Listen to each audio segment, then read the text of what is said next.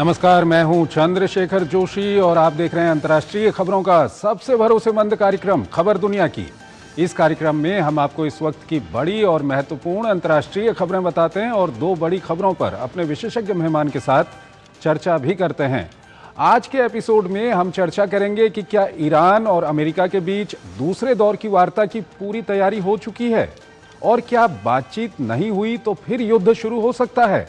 दोनों पक्षों के बीच बुधवार को खत्म होने वाले युद्ध विराम का भविष्य क्या होगा। वहीं एपिसोड में हम ये भी बताएंगे और चर्चा करेंगे कि कैसे पाकिस्तान सूडान में गृह युद्ध से फायदा उठाने की पूरी कोशिश कर रहा है, लेकिन एक झटके में सऊदी अरब ने कैसे पाकिस्तान की इस कोशिश पर पानी फेर दिया। होंगी और भी महत्वपूर्ण अंतर्राष्ट्रीय खबरें, लेकिन आइए सबसे पहले आपको दिखाते हैं इस वक्त की अंतर्राष्ट्रीय हेडलाइंस। अगले दौर की वार्ता पर सस्पेंस बरकरार, ईरान के हिस्सा लेने की अब तक आधिकारिक पुष्टि नहीं। ईरान की धमकी, अगर फिर हुई जंग तो तेहरान रण क्षेत्र में नए पत्ते खोलने को तैयार।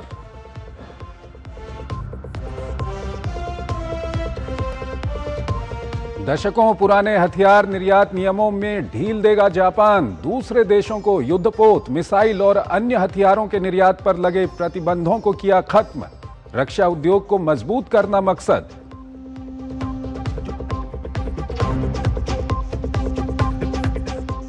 रूस यूक्रेन ने एक दूसरे पर तेज किए हमले। यूक्रेन ने रूसी तेल पंपिंग स्टेशन को बनाया निशाना। द्रुज़बा पाइपलाइन का हिस्सा भी निशाने पर।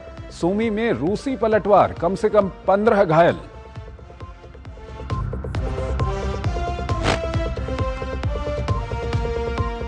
खतरे में आई रोमानिया की गठबंधन सरकार। गठबंधन के मुख्य घटक दल सोशल डेमोक्रेटिक पार्टी ने समर्थन लिया वापस। प्रधानमंत्री इली बोलोजान को देना पड़ सकता है इस्तीफा।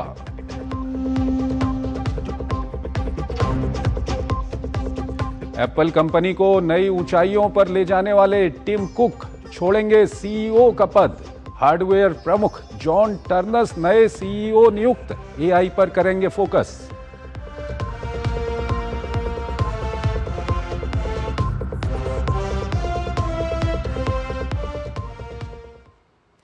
और आइए आपको पहली बड़ी खबर की ओर लिए चलते हैं। अमेरिका और ईरान के बीच में युद्ध विराम खत्म होने वाला है और इस सब के बीच सबसे बड़ा सवाल यह बना हुआ है कि कहीं युद्ध फिर से शुरू तो नहीं हो जाएगा। इसको लेकर अंतर्राष्ट्रीय स्तर पर तनाव बढ़ता दिख रहा है, क्योंकि अमेरिका और ईरान के बीच बातचीत बुधवार को हो सकती है। हालांकि ईरान का प्रतिनिधिमंडल अभी तक पाकिस्तान नहीं पहुंचा है, जबकि अमेरिका की टीम पूरी तरह तैयार है। कई मुद्दों को लेकर, खासकर हॉर्मुज को लेकर अभी काफी तनाव बना हुआ है। ऐसे में आगे क्या होगा, आइए आपको इस संबंध में एक खास रिपोर्ट दिखाते हैं और फिर इस पर अपने विशेषज्ञ मेहमान से हम चर्चा करेंगे। बुधवार को युद्ध विराम समाप्त हो रहा है। पाकिस्तान में अगले दौर की वार्ता को लेकर सभी तैयारियां भी पूरी कर ली गई हैं, लेकिन बैठक को लेकर अभी भी कई बड़ी बाधाएं और अनिश्चितताएं बरकरार हैं। अमेरिकी राष्ट्रपति डोनाल्ड ट्रंप एक ऐसा समझौता चाहते हैं जिससे तेल की कीमतों में और वृद्धि और शेयर बाजार में जारी भारी उथल पुथल को रोका जा सके, लेकिन इसके लिए उनकी शर्त है कि ईरान के पास परमाणु बनाने की क्षमता नहीं होनी चाहिए। दूसरी तरफ ईरान होर्मुज स्ट्रेट पर अपने नियंत्रण को हथियार बनाकर ऐसे समझौते पर पहुंचने की कोशिश कर रहा है जिससे युद्ध पर स्थायी विराम लगे, आर्थिक प्रतिबंधों में ढील मिले, परमाणु कार्यक्रम में किसी तरह की बाधा न डाली जाए। हालांकि ईरान होर्मुज में अमेरिकी नाकेबंदी को आधार बनाकर बैठक में शामिल न होने का लगातार दबाव बना रहा है। बैठक से पहले दोनों तरफ से बयानों के तीर छोड़े जा रहे हैं। ईरानी संसद की स्पीकर मोहम्मद बाकर कालिबाफ ने कहा है कि धमकियों के साए में बातचीत मंजूर नहीं है। कालिबाफ ने ट्रंप ईरान का आत्मसमर्पण चाहते हैं या फिर युद्ध में वापस जाने का बहाना ढूंढ रहे हैं जैसे बयान देकर तनाव को और बढ़ा दिया है। उधर मीडिया में दावा किया जा रहा है कि तेहरान वार्ता में हिस्सा लेने के लिए सकारात्मक रूप से विचार कर रहा है। हालांकि ईरानी मीडिया का कहना है कि ईरान का कोई भी प्रतिनिधिमंडल अब तक पाकिस्तान रवाना नहीं हुआ है। उधर अमेरिकी उपराष्ट्रपति जेडी वेंस आज पाकिस्तान के लिए रवाना हो सकते हैं। अब बातचीत मंगलवार के बजाय बुधवार को होगी। वेंस के साथ विशेष दूत स्टीव विटकॉफ और ट्रंप के दामाद जेरेड कुशनर भी होंगे। राइटर्स की रिपोर्ट के मुताबिक इस दौरान अगर कोई बड़ी प्रगति होती है तो राष्ट्रपति ट्रंप खुद या वर्चुअली इसमें शामिल हो सकते हैं। इससे पहले ट्रंप ने भी कहा था कि उन्हें ईरानी अधिकारियों के साथ मिलने में कोई दिक्कत नहीं है। इस बीच ईरान ने अपने एक तेल टैंकर के सोमवार शाम अरब सागर से होते हुए सुरक्षित तौर पर देश के समुद्री क्षेत्र में पहुंचने का दावा किया है। इससे पहले रविवार रात को अमेरिकी सेना ने एक ईरानी जहाज टूस्का को रोककर कब्जे में ले लिया था। अमेरिका का मानना है कि यह जहाज ड्यूअल यूज से जुड़े सामान ले जा रहा था। ड्यूअल यूज का मतलब है कि इसका इस्तेमाल नागरिक और सैन्य दोनों कामों में हो सकता है। वहीं चीन ने हुर्मुज स्ट्रेट में आवाजाही जल्द से जल्द सामान्य होने की उम्मीद जताई है। इस बीच तेहरान ने कहा है कि ईरान की सशस्त्र सेनाएं एकजुट हैं, वे देश की किसी भी कार्रवाई या धमकी का तुरंत निर्णायक और मजबूत जवाब देने के लिए तैयार हैं। उधर ट्रंप का कहना है कि पिछले साल अमेरिका द्वारा ईरान के परमाणु संयंत्रों पर किए गए हमले के बाद वहां से यूरेनियम निकालना एक लंबी और कठिन प्रक्रिया होगी।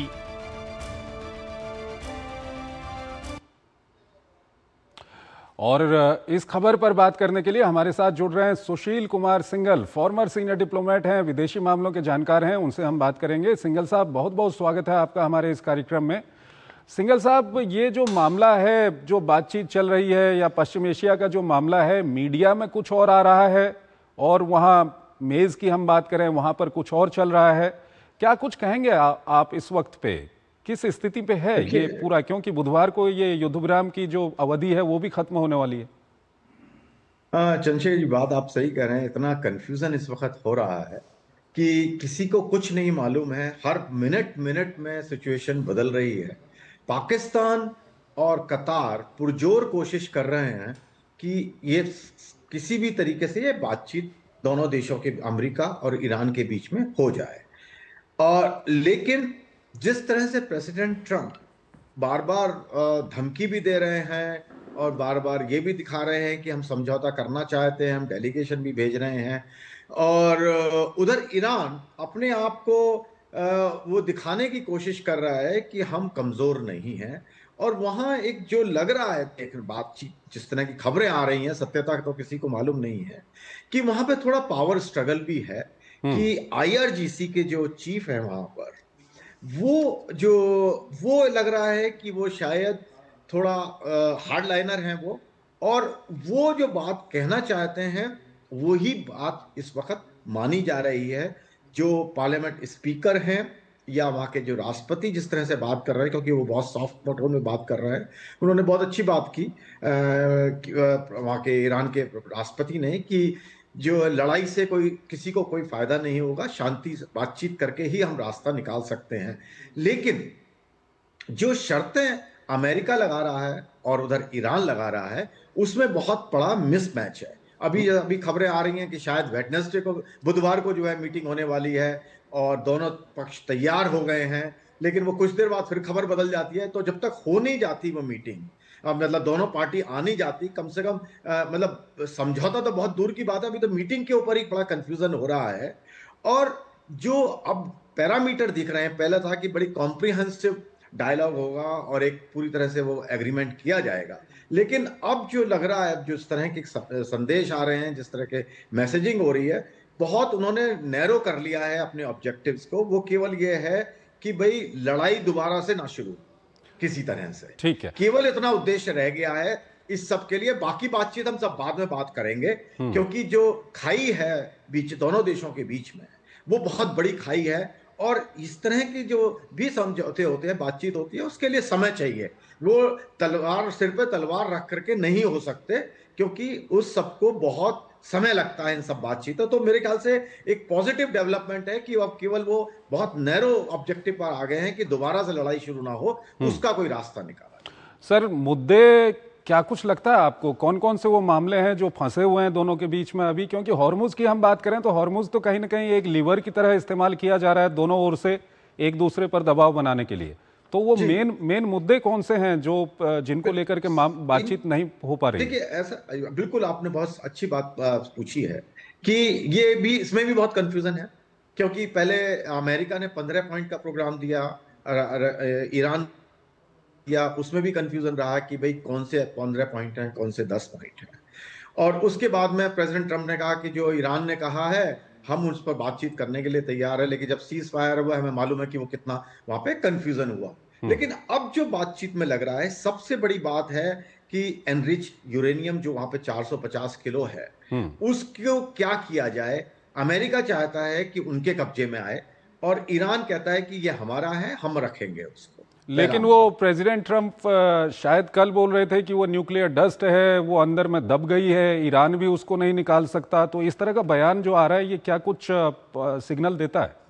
नहीं, ये दिखा रहा है कि भाई या तो ये होगा कि भाई ये दब गया है तो चलो उसको छोड़ दीजिए, कोई ना आप निकाल सकते हैं ना मैं निकाल सकता हूँ। एक ये रास्ता भी हो सकता है जिस तरह से प्रेसिडेंट ट्रंप बात कर रहे हैं, क्योंकि उन्होंने कहा कि भाई ये बड़ा ही लंबा समय लगेगा, दोनों को मिलकर के हम निकालना पड़ेगा क्योंकि हमने इसको पूरी तरह से दबा दिया है। तो एक रास्ता वो भी हो सकता है। दूसरा है कि जो न्यूक्लियर एनरिचमेंट के जो मॉरेटोरियम है वो अमेरिका कहता है कि बिल्कुल नहीं करें या फिर 20 साल के लिए बिल्कुल रोक लगा दी जाए, और ईरान का कहना है कि 5 साल या मैक्सिमम 10 साल। एक वो दूसरा मुद्दा ये बहुत बड़ा है। और तीसरा है उनको कि भाई जो उनका पैसा उनके अमेरिका या उनके दूसरे देशों के पास में जिन पर सैंक्शंस लगी हुई हैं उनके पैसे पर, उसको छोड़ा जाए, सैंक्शंस हटाई जाए और उनका जो पैसा है करीब $20 बिलियन इमीडिएटली दे दिया जाए उनको। ये एक उनकी डिमांड है। और जैसा कि आपने कभी स्टेट ऑफ हॉर्मुज़ के बारे में बात की कि उसकी तरह के पावर लीवर की तरह इस्तेमाल कर रहे हैं, दोनों साइड इसको इस्तेमाल कर रही हैं। लेकिन अब ईरान को मेरे को लग रहा है कि उनको लग रहा है कि यहां पर कोई ना कोई हम इसमें अपना वर्चस्व बनाने की कोशिश करें। तो वो भी एक उन्होंने डिमांड रखी है, इसका जो मैनेजमेंट होगा उसके बारे में वो डिस्कस करना चाहते हैं। लेकिन सर तो यहाँ पर सर एक महत्वपूर्ण सवाल यह है, क्योंकि दुनिया के अधिकतर देशों की हम प्रतिक्रिया देख रहे हैं तो वो कहीं ना कहीं जो ईरान वहां पर अगर किसी तरह का टॉल लगाता है या कोई उसको मैनेज करने की कोशिश करता है तो दुनिया के अधिकतर देश इसके खिलाफ हैं। क्या ईरान के ऊपर यह अंतर्राष्ट्रीय दबाव काम करेगा?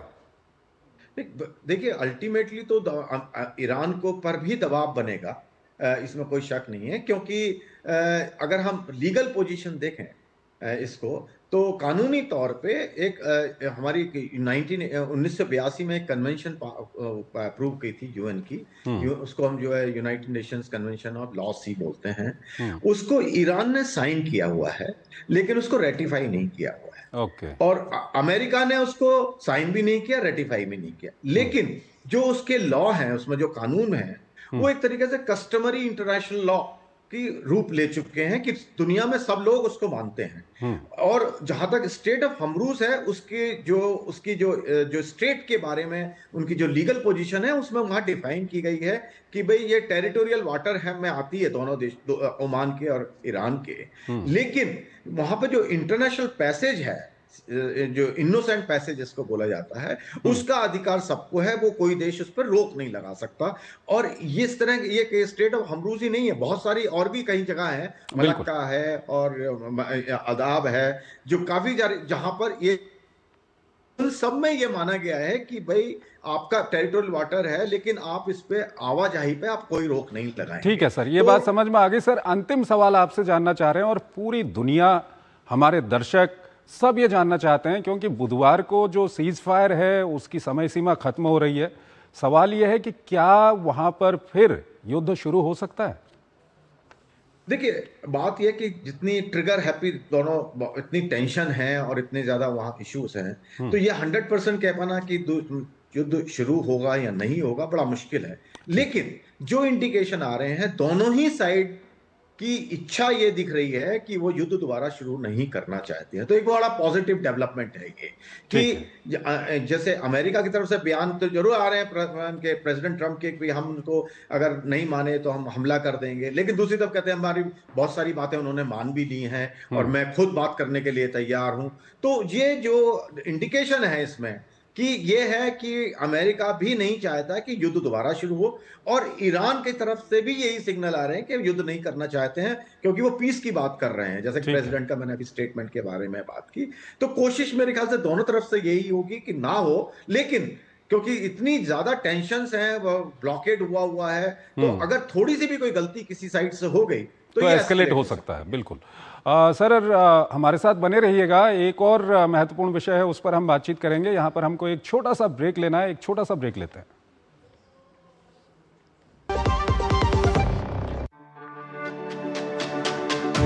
मेरी पसंद मेरी पसंद। मेरी पसंद।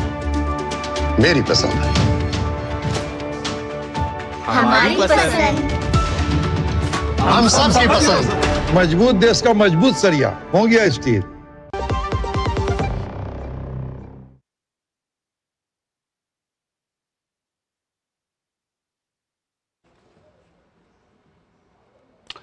स्वागत है आपका ब्रेक के बाद। दूसरी बड़ी खबर की ओर आपको लिए चलते हैं। पाकिस्तान आर्थिक संकट की मार झेल रहा है और सूडान में 3 साल से गृह युद्ध जारी है।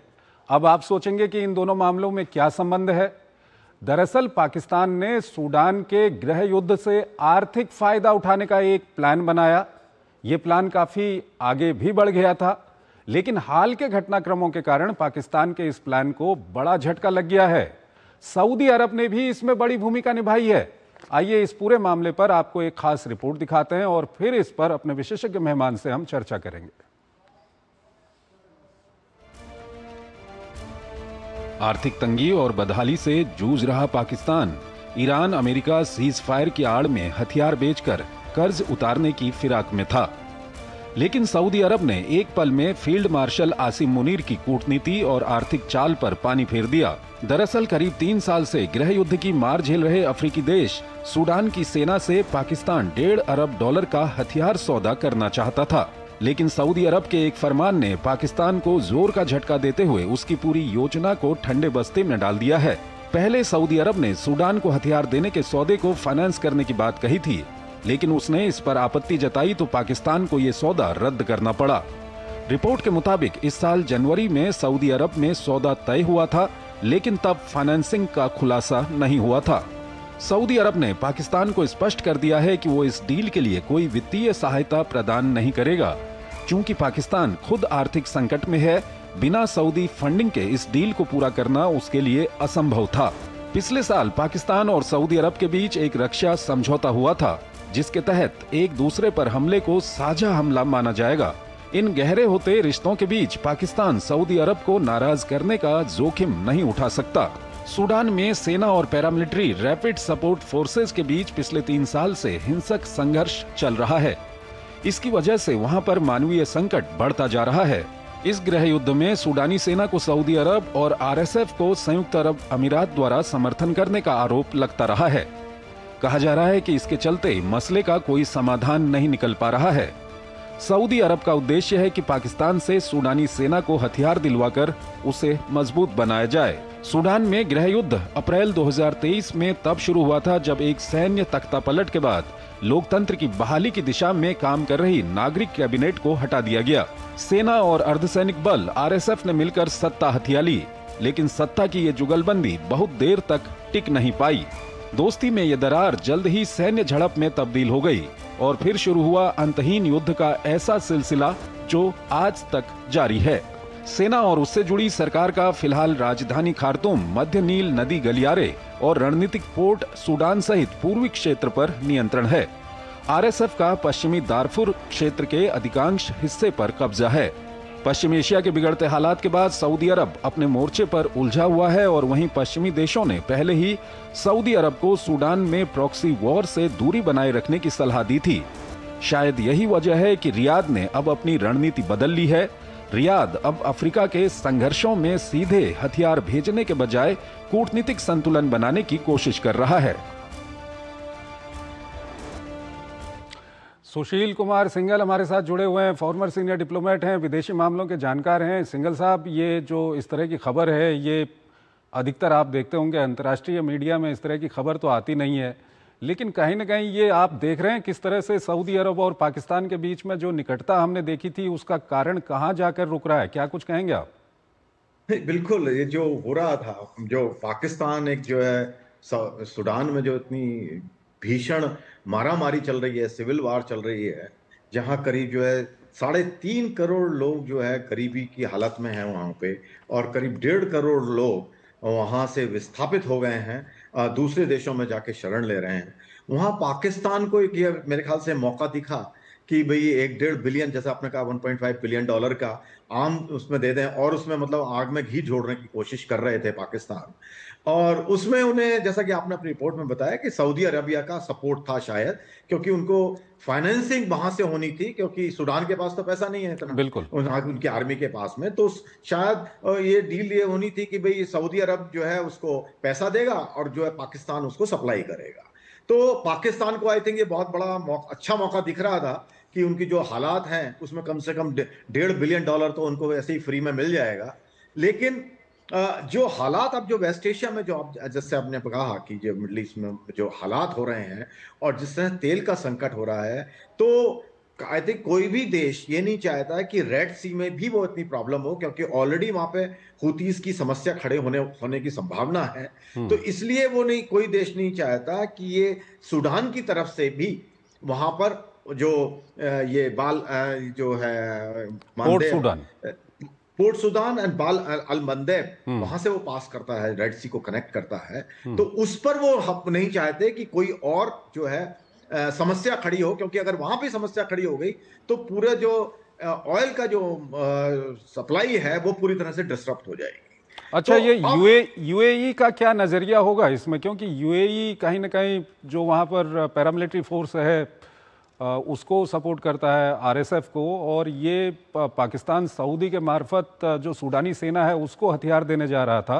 तो क्या कुछ यूएई का नजरिया होगा पाकिस्तान को लेकर के? सही, पाकिस्तान और यूएई के संबंध आई थिंक हमें बहुत क्लियर हो गए हैं। जिस तरह से पाकिस्तान से उन्होंने, यूएई ने पैसा मांग लिया अपना वापस, जो कि उन्होंने पिछले 15 साल से उनको दे रखा था, हर साल रोल ओवर, क्योंकि 1 साल के लिए लिया था उन्होंने लोन, और उसको हर साल रिक्वेस्ट कर करके ये पैसा वापस नहीं दे रहे थे।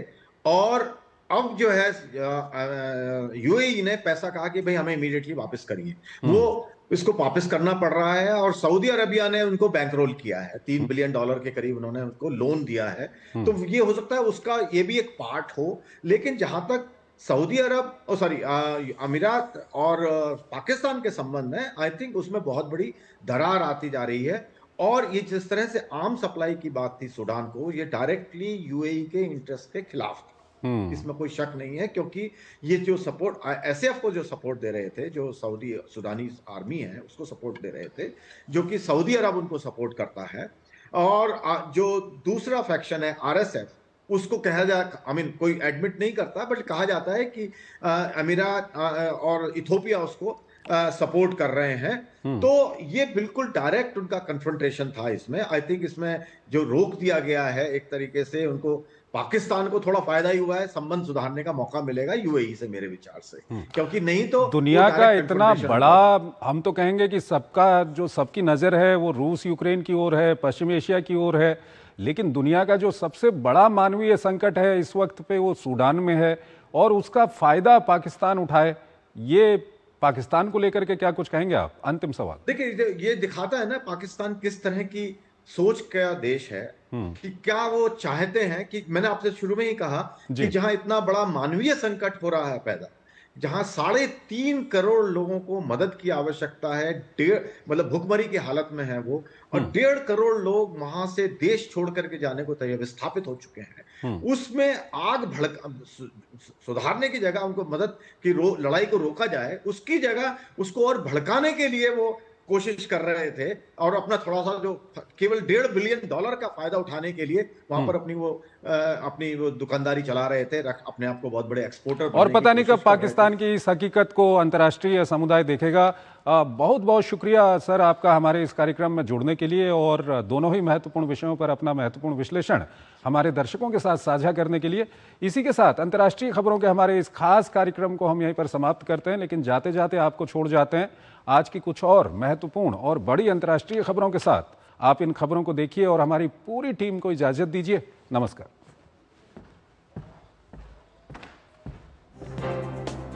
ब्रिटिश प्रधानमंत्री कीर स्टारमर ने एप्स्टीन कांड में फंसे पीटर मेंडेलसन की अमेरिकी राजदूत के रूप में नियुक्ति को लेकर संसद में बयान दिया है। अपने बयान में स्टारमर ने विदेश मंत्रालय के अधिकारियों को पूरी तरह दोषी ठहराते हुए उनसे जानकारी छुपाने का आरोप लगाया है।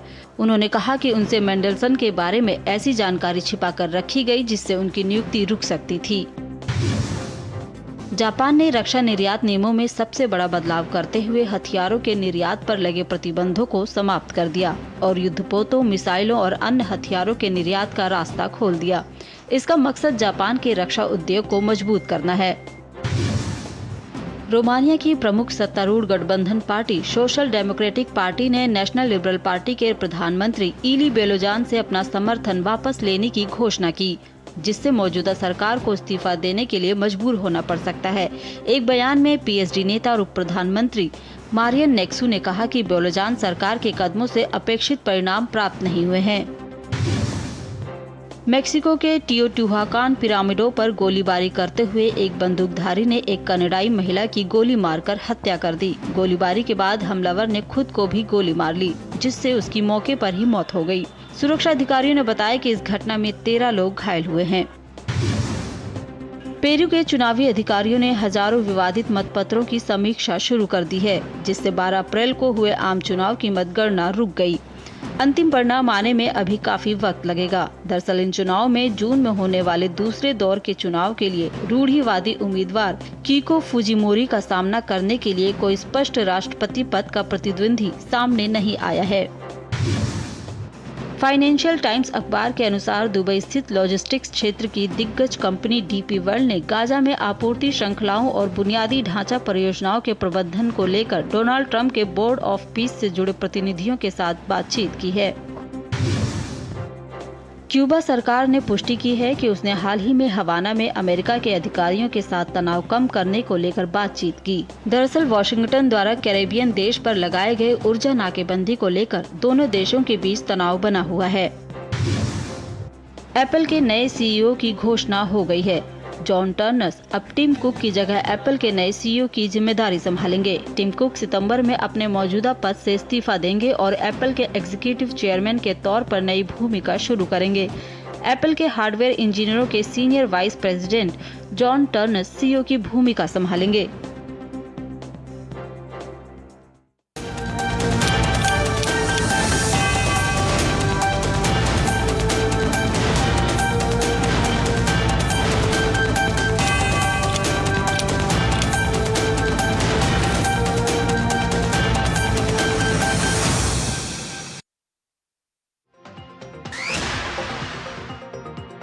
तमिलनाडु विधानसभा